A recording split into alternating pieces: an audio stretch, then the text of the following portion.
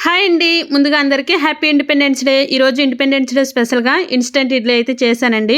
అది కూడా India flag కలర్స్‌తో చేశాననమాట. చూడడానికి కూడా చాలా ముచ్చటగా అనిపించింది. నేనెలా చేశానంది మీకు కూడా చూపించేస్తాను.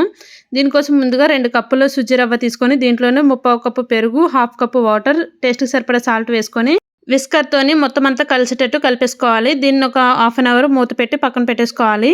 నేనిక్కడ కలర్స్ కోసం ఒక కప్పు పాలకూర, ఒక కప్పు క్యారెట్ ముక్కలు తీసుకున్నాను. తర్వాత మందంగా ఉన్న గిన్నెలో కొన్ని వాటర్ వేసి దేనికది సెపరేట్‌గా ఉడికించేసుకొని ఈ విధంగా పేస్ట్ చేసి పక్కన పెట్టుకోవాలి. తర్వాత ముందుగా ప్రిపేర్ చేసుకున్న ఇన్‌స్టంట్ ఇడ్లీ బ్యాటర్‌ని 3 సమాన భాగాలుగా చేసుకొని ఒక దాంట్లో క్యారెట్ పేస్ట్, ఒక దాంట్లో పాలకూర పేస్ట్ వేసేసుకొని దేనికది సెపరేట్‌గా కలుపుకోవాలండి. ఒక దాంట్లో స్పూన్ ఇంకొక దాంట్లో పెట్టకుండా కలుపుకోవాలండి. లేదంటే కలర్స్ అయితే మారిపోతాయన్నమాట. మనకి 3 కలర్స్ అయితే రెడీ అయిపోయాయి కదా! ఒక్కొక్క ప్లేట్‌లో ఒక్కొక్క కలర్ ఇడ్లీ వేసుకొని ఒక 20 మినిట్స్ ఉడికించుకుంటే మనకి ఇన్‌స్టంట్ ఇడ్లీ అయితే రెడీ అయిపోతుందండి. ఈ ఇడ్లీని కొబ్బరి చట్నీతో సర్వ్ చేసుకుంటే ఎక్సలెంట్‌గా ఉంటుంది. Bye bye.